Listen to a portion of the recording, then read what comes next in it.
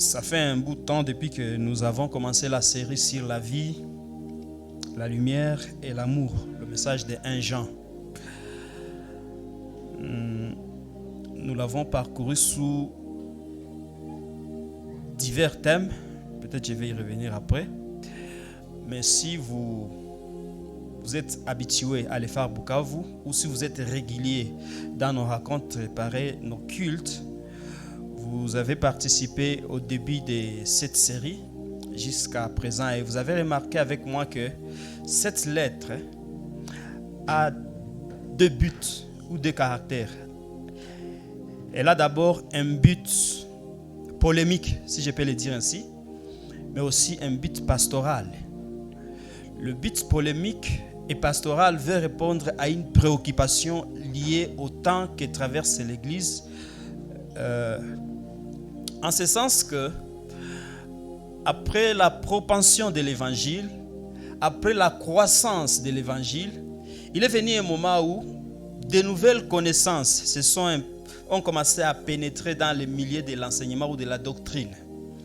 Et ces connaissances tentaient à ne pas placer toujours Christ au centre de l'œuvre de la rédemption, au centre de la vie chrétienne, au centre de la marche dans la grâce. Et ça commençait à introduire de nouvelles connaissances qui d'apparence semblent être des connaissances qui aident à grandir dans la foi. Mais lorsque vous les regardez de près, ce sont des dangers. Des dangers parce que Christ ne sera pas suffisant, il ne sera pas l'acteur central du salut, de la création de la vie chrétienne, mais il devient un élément parmi tant d'autres.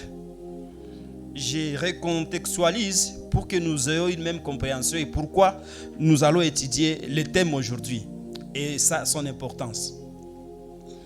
L'Église est contaminée par un courant philosophique qu'on appelle plus tard le gnostisme, c'est-à-dire on estime qu'à part l'Évangile, il y a aussi la gnose qui peut aider à être éliminé, à voir clair, à comprendre et à grandir dans la connaissance.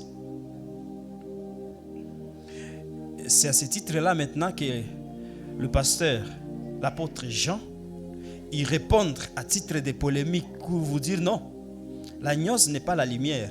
L'unique lumière qu'il y a, c'est Dieu. La gnose ne donne pas accès à la vie. L'unique vie qu'il y a, c'est Dieu. C'est pourquoi vous allez remarquer que, au-delà de chaque fois qu'il répond à cet aspect polémique, il rentre aussi dans une partie de la saine doctrine que nous allons appeler l'aspect apostolique ou l'aspect pastoral, pour rassurer aussi le peuple de Dieu qu'au-delà de ces tendances qui ne vont pas durer éternellement, qu'au-delà de ces tendances qui ne vous aident pas à grandir dans la piété, il y a la vérité éternelle qui demeure. Il voulait assurer les enfants de Dieu qu'ils ont la vie éternelle. Et ça, nous avions étudié. Et cette vie est en Christ, parce qu'ils ont reçu Christ, alors ils ont reçu la vie éternelle. Il rassure le peuple de Dieu en tant que pasteur que Dieu est lumière. Et quiconque marche dans les ténèbres n'est pas de Dieu, parce que le Dieu de la Bible, il est lumière. Il est venu éclairer les hommes qui marchaient dans les ténèbres. Et ces ténèbres étaient liées à leur nature du péché alors. Ayant vaincu le péché, la lumière a illuminé dans l'immunité. Il rassure en tant que pasteur qu'ils ont un avocat auprès du Père. Jésus le juste, étant mort, ressuscité et monté au ciel, il n'est pas allé en vacances. Il travaille, il œuvre. Il continue à justifier le paraclet. Il est encore là et il peut dire à Dieu, non, le problème du péché de tel ou tel, j'ai résolu par ma mort. Considérez-le juste en moi. Il rassure le peuple de Dieu que vous avez un commandement nouveau.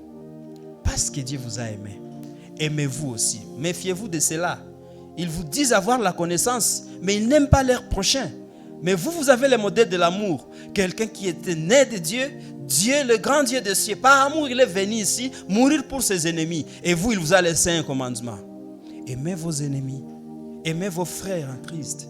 Cet amour que Dieu a manifesté pour vous, manifestez-le aussi envers vos semblables. Il leur donnait aussi les dangers d'aimer le monde.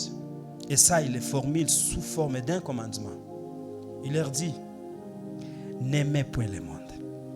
Et c'est la section que nous allons étudier ce matin ensemble, qui nous a été d'ailleurs bien lue par les bien-aimés dans 1 Jean chapitre 2, versets 12 à 17. C'est un impératif. Si vous vous rappelez de votre cours de conjugaison ou de grammaire, il y avait le mode impératif, où si nous conjuguons le verbe aimant, on dit aime, aimons, aimer. Et la forme négative, c'est n'aime, n'aimons pas, n'aimez pas. Et c'est ce qu'il demande à ces gens. N'aimez pas le monde.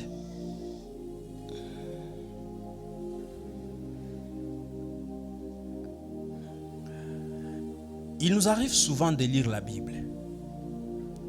Et lorsque nous nous situons par rapport au temps, nous avons souvent l'impression que ces choses ne nous concernent pas.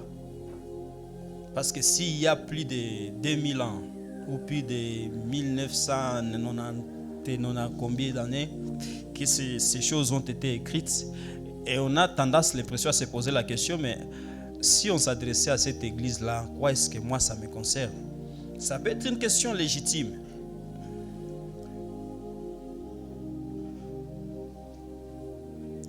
Mais quand nous rentrons dans notre contexte, dans un monde caractérisé par la nouvelle technologie de l'information et de la communication, où les messages vont vite, où tout le monde maintenant a un cadre et il peut rester chez lui dans un petit salon, il place son téléphone là-bas et il commence à caster. Et il vous instruit des histoires. Quand vous les confrontez à l'histoire biblique, il y en a même qui mettent en cause leur propre existence devant son propre téléphone. Et il vous dit, est-ce que j'existe ou c'est mon esprit qui expérimente la vie corporelle à travers... Et vous vous demandez, mais nous sommes dans quel type de monde? Tout est remis en cause. Et apparemment, il y a des gens, dans ces courants-là actuels, ils ont l'apparence d'être des instruments de justice. Mais ce sont des gens que le diable utilise puissamment pour égarer les peuples de Dieu. Et malheureusement, ils s'appuient sur la Bible. Alors je connais beaucoup d'enseignants. On lui donne l'opportunité de parler au peuple de Dieu. Il se ressource vers ces gens-là. Et on vient faire avaler au peuple de Dieu ces genres d'histoires. Alors vous voyez que l'Église, dans sa globalité, vit dans une période où elle souffre d'une constipation doctrinale. Une même personne croit à un seul Dieu unitaire, la même personne croit à un Dieu trinitaire, la même personne croit à la résurrection mais ne croit pas à l'avènement de Christ, la même personne croit que Christ n'a pas ressuscité mais on a volé son corps. Tout ça pourquoi? Parce que les informations courent vite et la plupart des fois, la chose que le diable attaque dans la vie de l'Église, c'est l'intégrité de la parole. C'est la saine doctrine. Et apparemment, c'était la même guerre avec les apôtres, au temps apostolique, où des courants entrent et sèment la confusion au milieu du peuple de Dieu. Mais là, il y avait encore des gardiens du temple qui s'adonnaient le devoir de rassurer et de restaurer l'ordre. J'aime la manière dont Paul décrit ces gens et ces circonstances. Quand il s'adresse à son fils dans la foi, Timothée, dans sa première lettre, 1 Timothée chapitre 3, vous lisez versets 1 à 17, vous allez comprendre la manière dont il décrit la situation.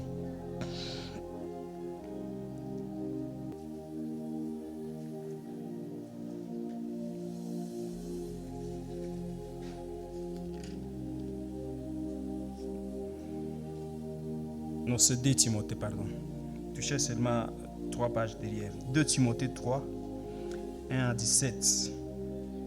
Je n'ai pas lu second ici. Je lis dans la version du Semeur, mais c'est la même vérité qui découle. Sache que dans les périodes finales ou dans les derniers jours, les temps seront difficiles. Les hommes seront égoïstes, avides d'argent, vantards, prétentieux. Ils parleront de Dieu d'une manière injurieuse et n'auront pas d'égard pour leurs parents. Ils seront ingrats, dépourvus de respect pour ce qui est sacré, sans cœur, sans pitié, calomniateurs, incapables de maîtriser, cruels, ennemis du bien, emportés par leur passion et enflés d'orgueil. Ils seront prêts à toutes les trahisons. Ils aimeront le plaisir plus que Dieu. Certes, ils resteront attachés aux pratiques extérieures de la religion, mais en réalité, ils ne voudront rien savoir de ce qui en fait la force. Détourne-toi de ces gens-là. Ils ne s'arrêtent pas là. Certains d'entre eux s'introduiront dans les familles pour envoûter les femmes instables, au passé chargées et entraînées par toutes sortes de désirs. Ils veulent toujours en savoir plus, mais ne sont jamais capables de parvenir à une pleine connaissance de la vérité.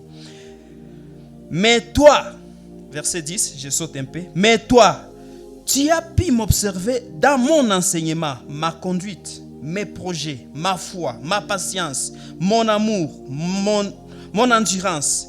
Tu as pu voir quelle persécution et quelle souffrance j'ai enduré à Antioche, à Iconium et à Lystre. Quelle persécution en effet n'ai-je pas subie? Et chaque fois le Seigneur m'a délivré. En fait, tous ceux qui sont décidés à vivre dans l'attachement à Dieu par leur union avec Christ connaîtront la persécution. Mais les hommes méchants et les charlatans s'enfonceront de plus en plus dans le mal, trompant les autres et tromper eux-mêmes. Pour toi, reste attaché à tout ce que tu as appris et récite avec une entière conviction. Tu sais de qui tu l'as appris. Depuis ton enfance, en effet, tu connais les Saintes Écritures. Elles peuvent te donner la vraie sagesse qui conduit au salut par la foi en Jésus-Christ. 16. Car toute écriture est inspirée de Dieu et utile pour enseigner, réfuter, redresser et apprendre à mener une vie conforme à la volonté de Dieu. Ainsi, l'homme de Dieu se trouve parfaitement préparé et équipé pour accomplir toute bonne œuvre. Ça donne la situation globale. C'est que les escroqueries, les tromperies, les manipulations que nous vivons aujourd'hui, ça ne commence pas. Tournez un peu les pensées dans les milliers des églises. Revoyez un peu l'ensemble ou les types d'enseignements qui se suivent semaine après semaine. Et posez-vous la question. L'objectif, c'est d'aider les peuples de Dieu à grandir dans la connaissance, dans l'amour, dans la sagesse ou dans la piété, ou de construire le moi et arranger la chair dans sa condition naturelle. Je ne sais pas si c'est le mot que je vais utiliser. Qu'est-ce que je vais dire?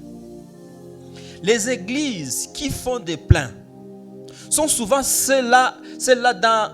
Quand vous y entrez, les thèmes majeurs souvent c'est les 7 techniques pour atteindre ta destinée dans la bénédiction. Les 11 clés pour briser les murs de je ne sais quoi. Les 4 étapes pour échapper au lien familial. Autant de ceci, autant de cela. Les conditions pour entrer dans votre saison. Mais dans tout cela, quand vous demandez à Christ, qui est le maître de l'église, le roi de l'église, quand vous lui demandez, est-ce que c'est de ça que le peuple a besoin? Son peuple perdu au péché, désespérément égaré et loin de la vérité. Est-ce qu'il a besoin de cette technique pour entrer dans une destinée? Et puis pour savoir que c'est du mensonge. Moi je me rappelle, en 2000 ans, il y a une église, on a fait faire aux gens jeûne de 7 jours. Et des femmes enceintes et des mamans qui perdaient même connaissance à cause de la famine là-bas. Et ils ont dit que c'était la volonté de Dieu. Ils ont vendu des huiles, des beautés, des eaux pour dire aux gens, quand vous voignez de cette huile et que vous buvez de cette eau, tout sera ok. Et c'est là qu'est né le concept everything is double double. Vous vous rappelez? Hein? Tout double double. Qu'est-ce qui a changé? Chaque année, quand on organise les nuitées, là, les soirées de traversée, ce terme-là est très utilisé en décembre. Surveillez, vous allez voir. Traversée. Et en 23h à télé, vous commencez déjà à renoncer à tout ce qui vous a bloqué pendant l'année. Et confesser, déclarer, proclamer, arracher tout ce qui vous appartient pour l'année qui vient. Mais qu'est-ce qui change?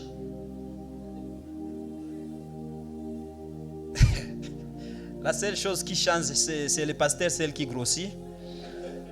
Et le nombre de ces maisons augmente. Et vous restez tel que vous êtes. Et les gens aiment ça.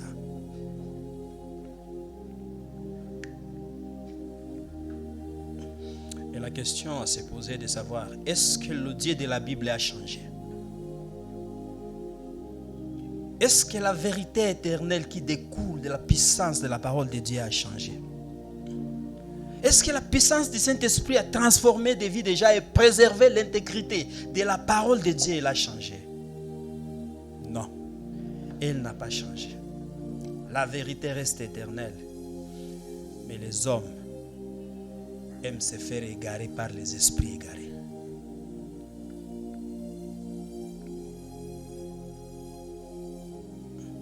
Les hommes aiment entendre des choses qui ont trait à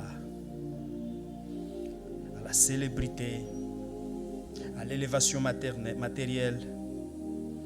Je ne dis pas que c'est mauvais qu'à Dieu vous élève matériellement selon ses voies.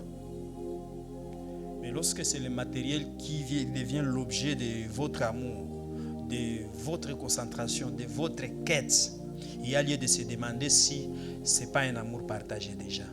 Est-ce que ce n'est pas un amour du monde qui anime vos actions? 1 Jean chapitre 2, versets 12 à 17.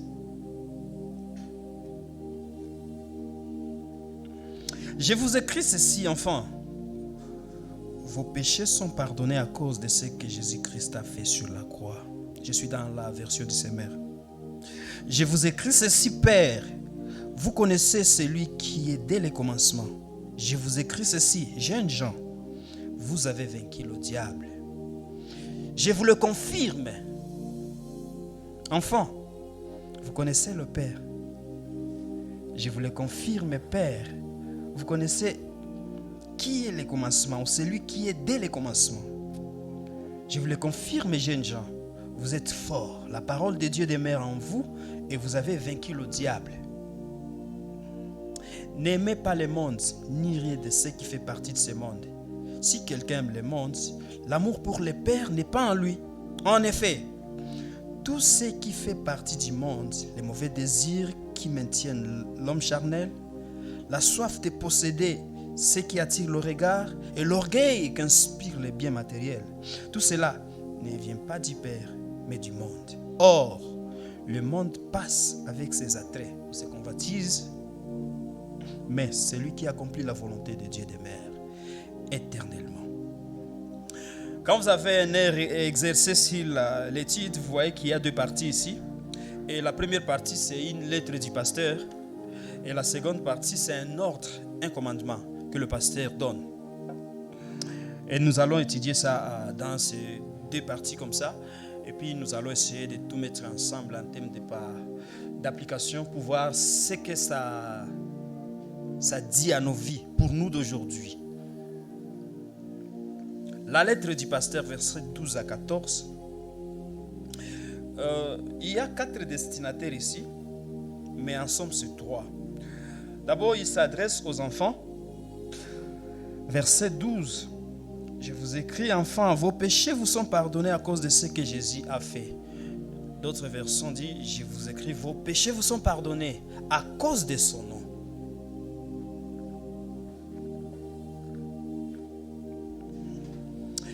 Si vous lisez Luc chapitre 24, versets 46 à 47, vous allez voir que c'est une promesse. Et la promesse est que le nom de Jésus sera approché et en son nom, les hommes auront le pardon des péchés et le salut de leur vie. Luc 24, 46, 47. Vous voyez, il leur dit, les Écritures enseignent que le Messie doit souffrir et qu'il ressuscitera le 3e jour. Et qu'on annoncera de sa part aux hommes de toutes les nations, en commençant par Jérusalem, qui reçoivent changer pour obtenir le pardon des péchés en son nom.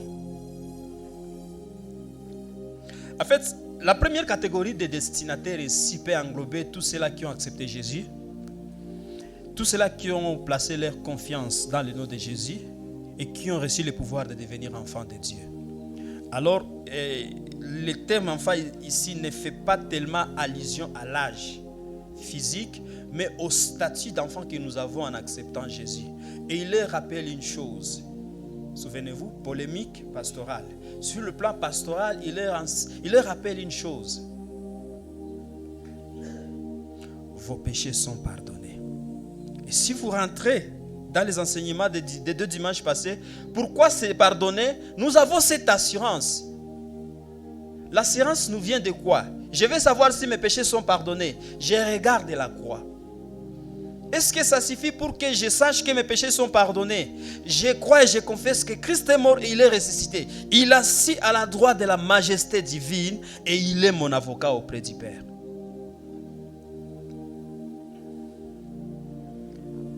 Il y a une chanson que j'aime ici que nous chantons devant le trône du Très-Haut. Et le chanteur dit: mon Rédempteur sera plaidé.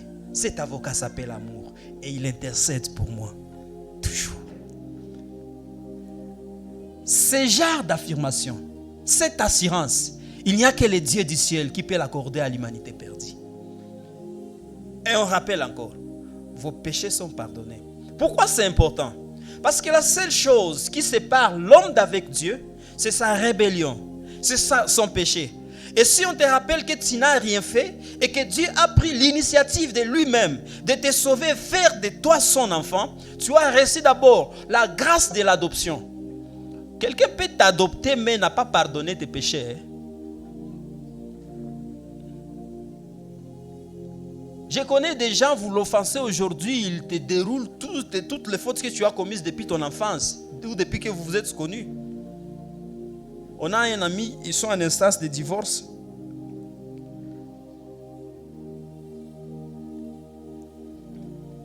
Il n'est pas chrétien, je voudrais préciser. Il n'est pas chrétien. Ils sont en instance de divorce et quand on confronte les parties, la femme dit: je ne peux pas rester avec un homme comme ça. Il a un agenda à la maison. Depuis le jour de notre mariage, j'ai fait ceci, il va écrire. J'ai fait ceci, il va écrire. Et il peut arriver un jour, quand nous voulons réparer, il va se... Attends d'abord, je viens. Il va amener son agenda là. Maintenant, il commence. À tel jour, telle heure, tu avais fait ceci. N'est-ce pas, tu avais demandé pardon? Je t'avais pardonné. À telle date. Et la femme dit: ce monsieur risque de me tuer. L'assurance que les enfants de Dieu ont en Christ, nos péchés sont pardonnés. Et c'est tellement miraculeux que le sang de Jésus a la puissance d'effacer les souvenirs de nos péchés, même dans la pensée de Dieu. Dieu ne se souvient plus parce qu'il a pardonné pour toujours. Le pardon de Dieu est éternel. Ça, c'est une assurance pour tous les enfants de Dieu. Et c'est pourquoi nous sommes en paix avec Dieu. C'est pourquoi nous pouvons nous rapprocher de son trône avec l'assurance. La deuxième catégorie des destinataires, c'est toujours au verset 12. Non, pardon, verset 13a. Je vous écris, Père.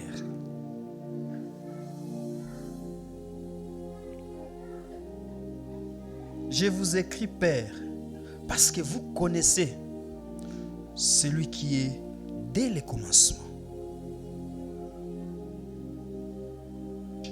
En fait, cette catégorie ici peut regrouper 2 catégories de personnes. Le Père ici peut désigner, par exemple, les gens qui ont déjà pris un temps considérable dans la foi. Ils ont eu à contempler, à participer à des enseignements qui les aident à grandir dans la connaissance, et ils peuvent aussi transmettre des valeurs à ceux qui viennent d'après.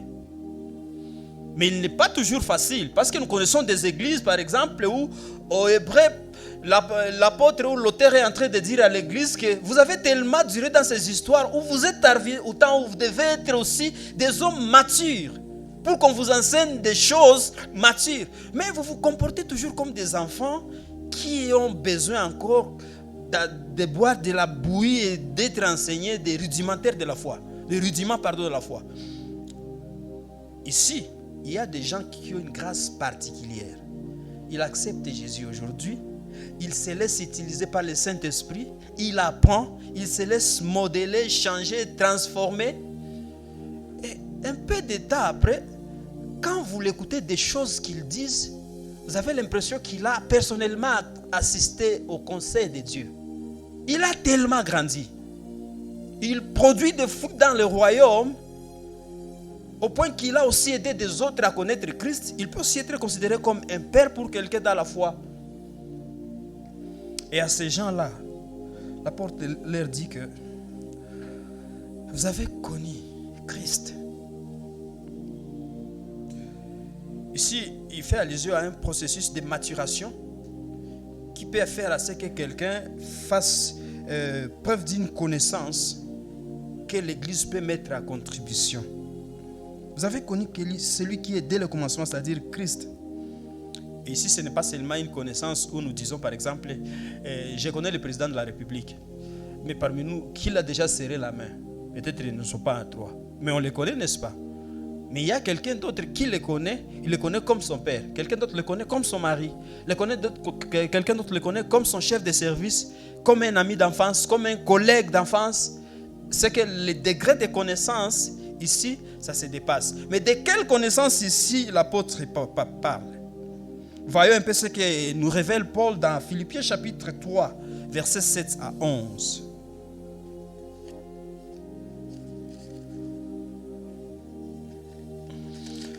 Philippiens 3, 7 à 11. Mais si vous avez le temps, commencez à verset 1er, vous allez voir les considérations, les bases qu'il pose, pourquoi il est arrivé à cela. 7. Toutes ces choses constituaient à mes yeux un gain, mais à cause du Christ, je les considère désormais comme une perte. Je vais même plus loin.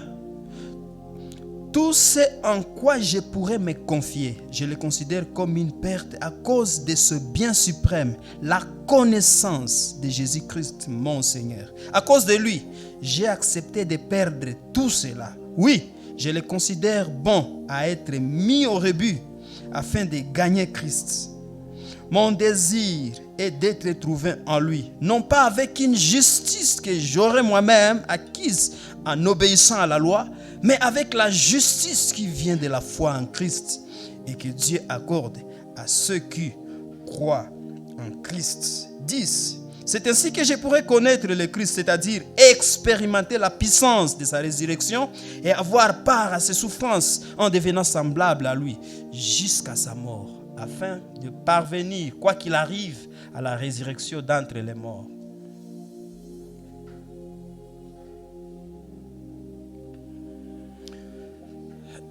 Ici, ce n'est pas une connaissance de bonjour, bonjour. Non. Quand on te demande, est-ce que tu les connais? Paul pouvait dire, je connais la nudité de Christ. Et quelque part en Colossiens, il va encore plus loin, il veut connaître la profondeur, la hauteur, la largeur de Christ et son œuvre. De quoi s'agit-il?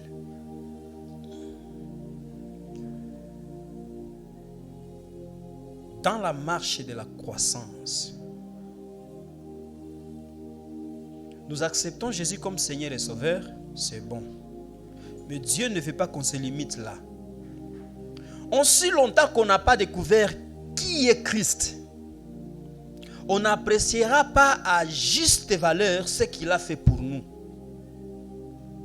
Et on aura du mal à connaître ce que nous sommes dans lui. C'est pourquoi à un niveau donné, et c'est la faveur qu'il y a ici, on accorde aux enfants de Dieu des cadres où vous méditez la parole de Dieu. On vous enseigne davantage.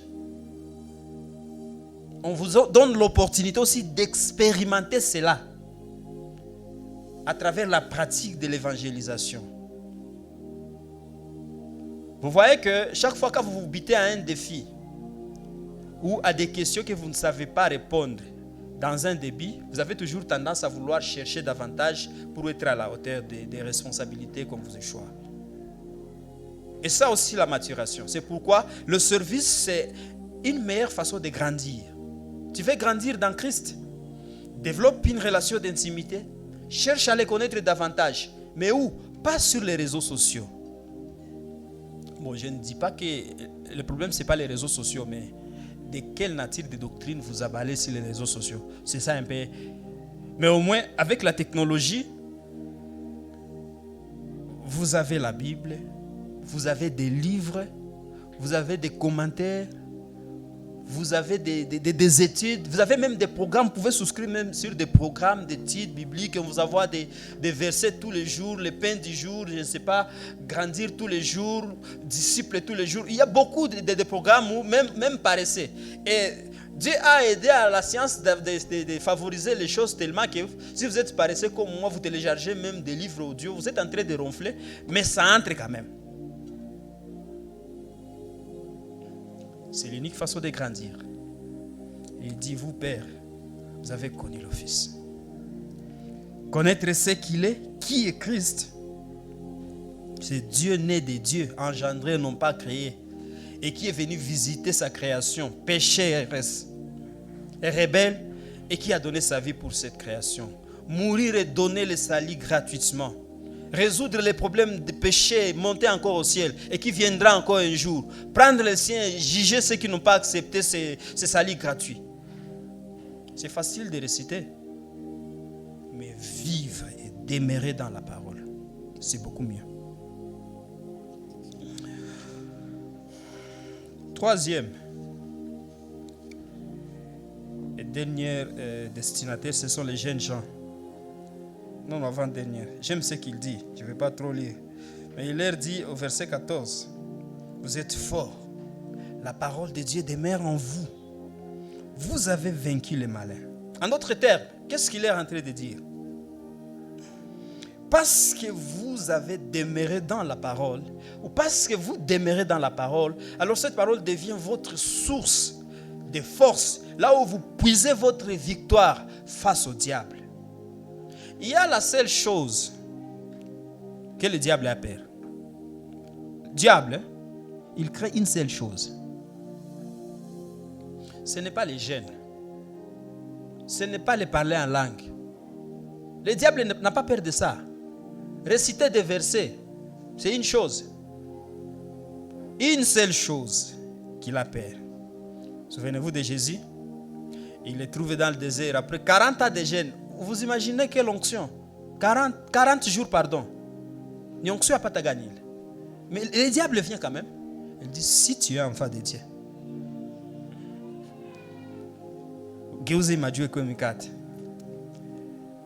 La chose que le diable craint, c'est quand on lui répond par « il est écrit ». Parce qu'il sait que toute parole est inspirée de Dieu. Toute parole contient le souffle de Dieu. Et quand on lui dit « il est écrit », c'est comme si tu lui renvoies vers l'autorité de Dieu même. Je ne vivrai pas seulement de pain, mais toute parole qui procède de la bouche de Dieu. Ah, mec, il est écrit. Il esquive. Jette-toi, il est écrit. Et puis il dit, je te montre maintenant, il croyait que Jésus est penché sur les choses du monde. Il va dire, je te montre tous les royaumes du monde et leur gloire. Prosterne-toi seulement, adore-moi, je te donne. On lui dit encore, il est écrit. La Bible dit, Shetani akamwacha akaenda. Et c'est pourquoi Jésus insistait, Paul insistait, les apôtres insistaient et exhortaient le peuple de Dieu à faire une chose, demeurer dans la parole. La victoire au diable n'est pas dans le combat spirituel. Vous allez combattre jusqu'à vieillir. Ce n'est pas dans le parler à langue. Vous parlerez jusqu'à ce que ça devienne parler à l'air. Ce n'est pas dans les chasser les sorciers, non. Vivre dans la parole.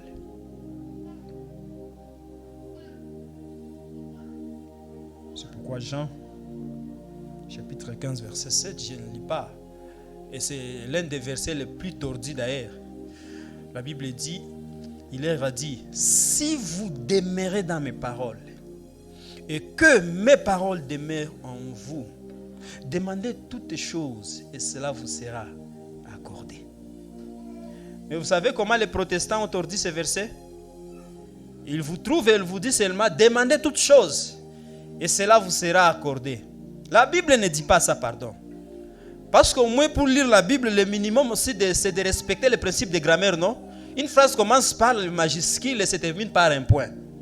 Et cette phrase commence d'abord que si vous demeurez, les si là c'est au majuscule, si vous demeurez dans mes paroles et que mes paroles demeurent en vous, virgule, demandez toutes les choses. Parce que la condition ici c'est d'être dans la parole, même pour l'exaucement de nos prières. La victoire dans la vie, dans la marche, la victoire d'une vie chrétienne épanouie, c'est toujours la parole, la parole, la parole, la parole.